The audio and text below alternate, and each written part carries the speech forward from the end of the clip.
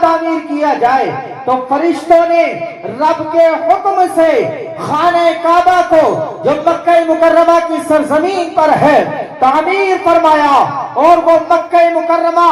اس روئے زمین کا بیچو بیچ ہے، وہ سینٹر ہے۔ اس لیے قرآن میں رب نے بیان فرمایا ان اول بیت وضع للناس للذی ببکۃ مبارکا وہدی للعالمین، بے شک سب سے پہلا گھر جو اللہ نے تعمیر فرمایا وہ خانہ کعبہ ہے، وہ بیت اللہ ہے جو لوگوں کے لیے ہدایت اور رہنمائی کے لیے بنایا ہے۔ ذان ملت اسلامیہ عالم نے سب سے پہلے خانہ کعبہ کو تعمیر فرمایا، اور کیوں فرمایا؟ کہ تاکہ لوگوں کے لیے، عالمین کے لیے ہدایت ہو، رہنمائی ہو، سب کی خواہش ہو، سب اس کی جانب متمنی ہو۔ اور حضرات محترم یوں بھی سمجھ لیجئے کہ خانہ کعبہ جس طرح روئے زمین کا سینٹر ہے، اسی روئے زمین یہ جو انسانوں کا کعبہ ہے، جو ایمان والوں کا کعبہ ہے، اسی طرح فرشتوں کا بھی کعبہ ہے، اور وہ فرشتوں کا کعبہ آسمانوں پر ہے، ساتوں آسمانوں کے اوپر فرشتوں کا کعبہ ہے، اور وہاں فرشتے طواف کرتے ہیں،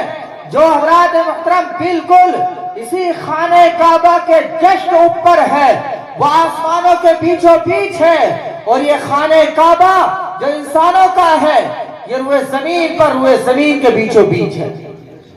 ذان ملت اسلامیہ وہاں فرشتے طواف کرتے ہیں، اور اس روئے زمین پر انسان اللہ کے گھر کا طواف کرتے ہیں۔ ذان ملت اسلامیہ یہی وہ خانہ کعبہ ہے جو برکتوں اور عظمتوں والا گھر ہے، اور یہاں ہر انسان کی جو خواہش ہوتی ہے کہ میں بھی اس گھر کا طواف کروں، اس کی زیارت کروں،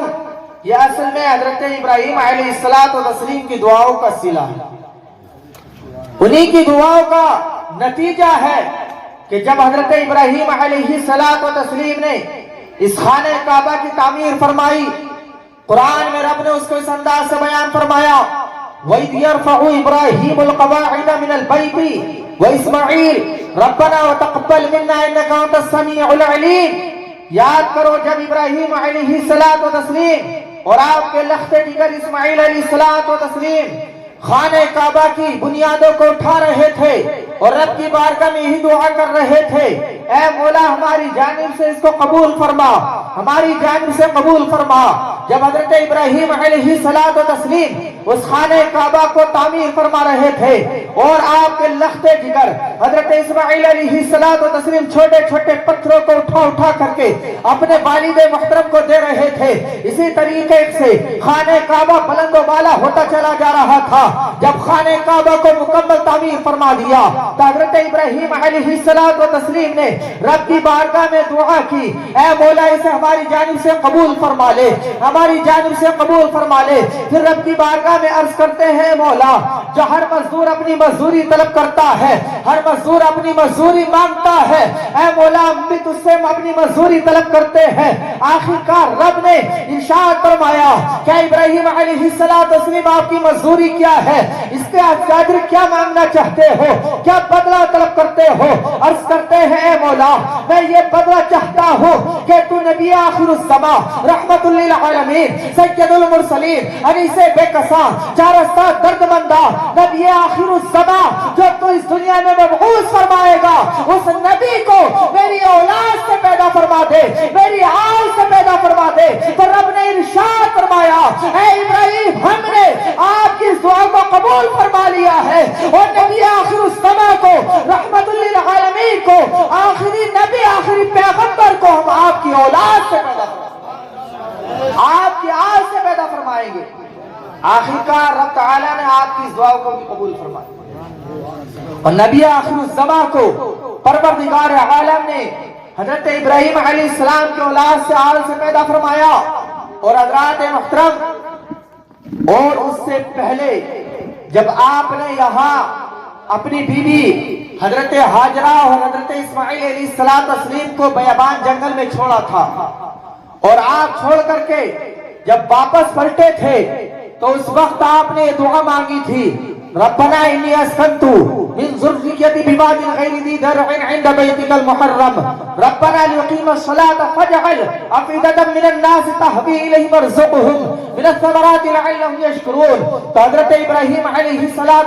نے رب کی بارگاہ میں لو لگائی تھی اور اس وقت آپ نے اپنے بیوی حضرت ہاجرہ کو اور اپنے لخت جگر حضرت اسماعیل علیہ السلام کو اس بیابان جنگل میں اس وقت چھوڑا تھا جب حضرت اسماعیل علیہ السلام اپنے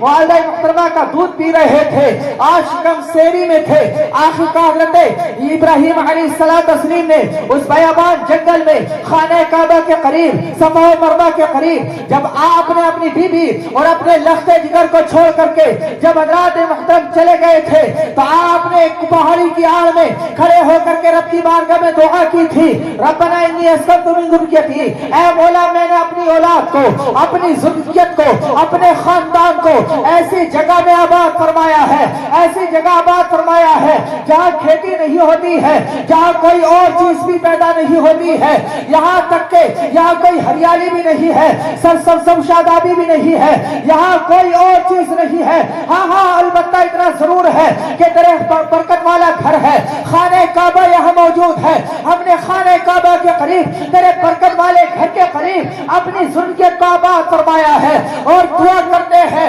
پہلی دعا یہ تھی کہ مولا میری ذریت کو، میری اولاد کو نماز پڑھنے والا بنا دے، میری ذریت کو نماز قائم کرنے والا بنا دے۔ پھر دوسری دعا کر رہے ہیں تہوی الیہم، اے مولا لوگوں کے دلوں کو ان کی طرف مائل فرما دے، لوگوں کے دلوں کو ان کی طرف مائل فرما دے۔ تیسری دعا کر رہے تھے اے مولا انہیں پھلوں کا رزق عطا فرما، اے مولا انہیں پھلوں کا رزق عطا فرما تیرا، تاکہ تیرے شکر گزار بندے بن جائیں۔ تب یہاں حضرت ابراہیم علیہ السلام نے تین دعائیں کی تھی۔ پہلی دعا تھی نماز قائم کرنے والا بنا، اس بات کا پیغام دیا جا رہا تھا کہ اگرچہ حضرت ابراہیم علیہ السلام سے لے کر کے مصطفیٰ جان احمد صلی اللہ علیہ وسلم تک جتنے بھی انبیاء اکرام آئے ہیں سب پر نمازوں کو فرض قرار دیا گیا ہے، سب کو اللہ کا یعنی اللہ کی عبادت اور ریاست کرنے کا حکم دیا گیا ہے کہ کیسا ہی وقت ہو، کیسی ہی پریشانی ہو، ہمارا وقت انسان کو نماز کی پابندی کرنا چاہیے،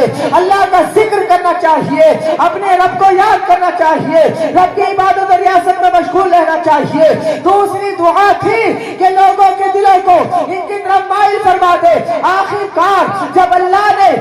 کی بارگاہ میں آپ نے یہ دعا فرمائی تو پروردگار عالم نے آپ کی اس دعا کو ایسا قبول فرمایا، ایسا قبول فرمایا کہ اس روئے زمین پر چاہے کسی بھی خطے کا بسنے والا مسلمان ہو، چاہے وہ یورپ کا ہو، چاہے وہ یورپ کا ہو، چاہے ہندوستان کا ہو، چاہے وہ کسی بھی خطے کا ہو، ہر خطے کا انسان، ہر خطے کا اسلام کمانے والا ہر انسان کی خواہش ہوتی ہے کہ تاکہ میں بھی خانہ کعبہ کی زیارت کر سکوں۔ نعرہ تکبیر، نعرہ رسالت، علماء اہل سنت، مفتی ریاست حسین صاحب قبلہ، نعرہ تکبیر۔ تو اللہ نے دعا قبول فرمائی۔ ہر انسان کی خواہش ہوتی ہے، ہر انسان کی محبت میں خانہ کعبہ ہے، ہر انسان کی محبت میں ہر انسان کی خواہش ہے کہ میں بھی خانہ کعبہ کی زیارت کروں تاکہ میں بھی اس مبارک سفر کو طے کر سکوں۔ ازان ملت اسلامی اور تیسری دعا دی پھلوں کا رزق عطا فرما۔ وہاں پھل پیدا نہیں ہوتے ہیں لیکن آپ کسی بھی موسم میں چلے جائیں، کسی بھی موقع پر چلے جائیں، آپ کو خانہ کعبہ میں وہاں مکہ مکرمہ کی سرزمین پر ہر قسم کا پھل آپ کو میسر ہو جائے گا، ہر قسم کا پھل آپ کو ملے گا، چاہے وہ موسم ہو یا نہ ہو، ہمہ وقت وہاں ہر پھل ملتا ہے۔ یہ صرف حضرت ابراہیم علیہ السلام کی دعاؤں کا نتیجہ ہے۔ سارے ملت اسلامیہ، اور یہ بھی یاد رکھیں کہ جب حضرت ابراہیم علیہ السلام نے خانہ کعبہ کو جب مکمل فرما دیا اور مکمل فرمانے کے بعد رب نے ارشاد فرمایا کہ ابراہیم آپ اعلان کرو اور اس روئے زمین پر لوگوں کو اس بات کا پیغام دو کہ وہ اس خانہ کعبہ کی زیارت کرنے کے لیے آئے، اس خانہ کعبہ کا طواف کرنے کے لیے آئے۔ تو حضرت ابراہیم علیہ السلام نے عرض کی میں مکہ مکرمہ کی سرزمین پر ہوں، خانہ کعبہ میں ہوں، اور اس کے اطراف میں بلند و بالا پہاڑیاں ہیں، اور یہ روئے زمین تیری بڑی عریض و وسیع ہے۔ مولا میری آواز ہر چہار جانب کیسے پہنچ سکتی ہے؟ ان بلند و بالا پہاڑ سے گزر کر کے اس روئے زمین پر ہر انسان کے کانوں تک کیسے پہنچ سکتی ہے؟ ہر انسان کے کانوں تک کیسے جا سکتی ہے؟ اے مولا میری آواز اتنی بلند رہی ہے جو میں ہر انسان کے کانوں تک اپنی آواز کو پہنچا سکوں۔ تو رب نے ارشاد فرمایا، اے ابراہیم علیہ السلام،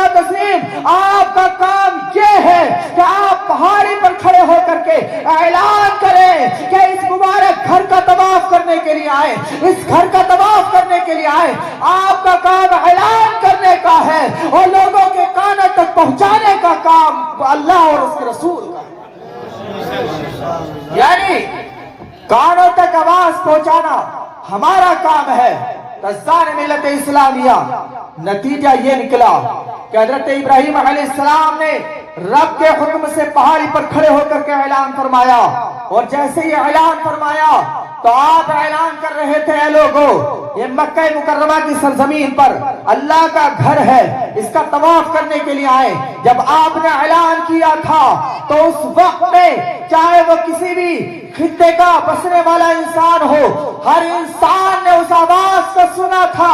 اور جس انسان نے اس آواز کو سن کر کے آخر کا وہ چاہے اس وقت دنیا میں ہو، چاہے وہ عالم ارواح میں ہو، چاہے وہ دنیا میں پیدا ہو چکا ہو یا پیدا نہ ہوا ہو، عالم ارواح میں اس کی روح موجود ہو، تو آخر کار ان لوگ حضرت ابراہیم علیہ السلام کی اس پکار کو، اس آواز کو لوگوں نے جو روئے زمین پر اس وقت موجود تھے انہوں نے اپنی کانوں سے سنا، اور جو موجود نہیں تھے، جو عالم ارواح میں تھے، ان کی روحوں نے عالم ارواح میں سنا۔ خدا کی قسم جن لوگوں نے حضرت ابراہیم علیہ السلام کی آواز کو سن کر کے اس صبح اس آواز پر لبیک کہہ دیا، پروردگار عالم نے ان کی زندگی میں حج کو لازم و قرار دے دیا، اور لوگوں نے حج کیا اور اللہ تعالیٰ نے ان کے حج کو قبول بھی کیا۔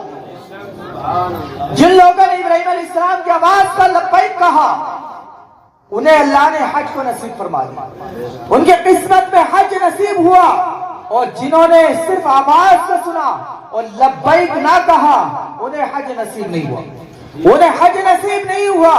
تو پتہ چلا کہ ابراہیم علیہ السلام کی آواز پر جن لوگوں نے حج یعنی پکارنے پر لبیک کہہ دیا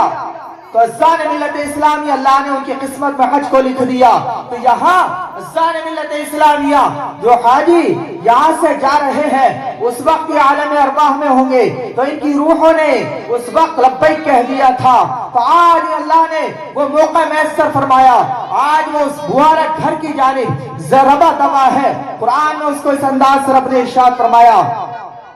کہ پروردگار عالم ارشاد فرماتا ہے، بعد دن فی الناس الحج یاتوکا رجال وعلی کل ضامر یاتین من کل فج عمیق۔ اے ابراہیم علیہ السلام آپ لوگوں کو پکارو کہ اس خانہ کعبہ کی زیارت کرنے کے لیے آئیں، تو لوگ دور دراز سے گھوڑوں پر پیدل سفر کرتے ہوئے دور دراز سے اس خانہ کعبہ کا زیارت کرنے کے لیے تشریف لائیں گے۔ تو اذان ملت اسلامیہ یہ